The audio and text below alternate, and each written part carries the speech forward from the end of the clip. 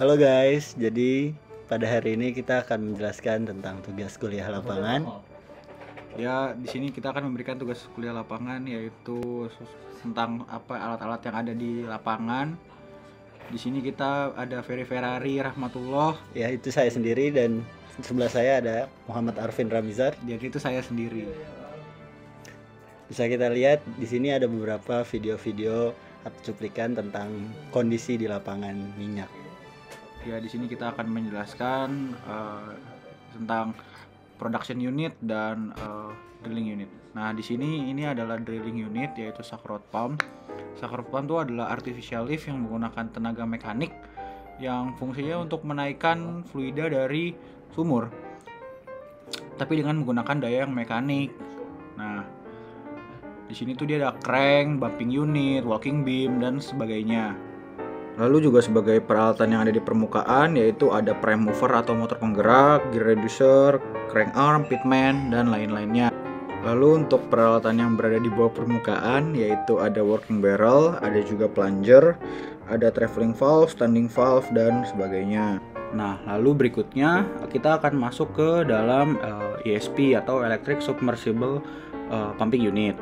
Nah, ini perbedaannya dengan SRP adalah SRP itu dia adalah pumping unit yang menggunakan tenaga mekanik.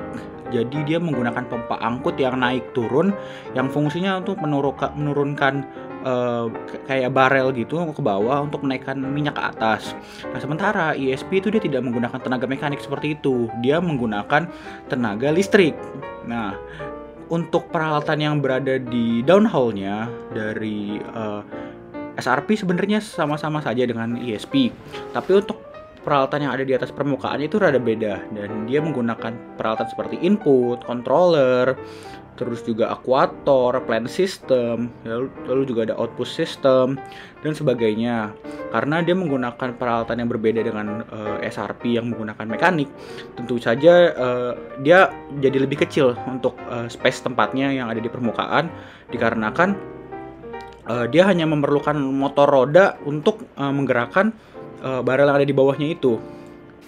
Lalu juga untuk parameter-parameter yang kita perlukan untuk supaya kita bisa menggunakan ESP itu seperti kedalaman sumur, lalu juga ada total dynamic head, lalu juga tentunya pompa ESP itu sendiri dan juga motor dari ESP itu sendiri. Dikarenakan ini tidak memerlukan space yang terlalu besar, jadinya untuk lapangan-lapangan kecil ini bisa sangat dipakai. Baik, berikutnya kita lanjutkan ke materi yang selanjutnya, itu adalah separator.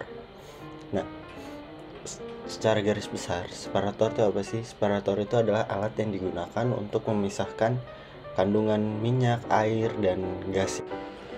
Berikut bisa kita lihat seperti apa di dalam tabung separator ini.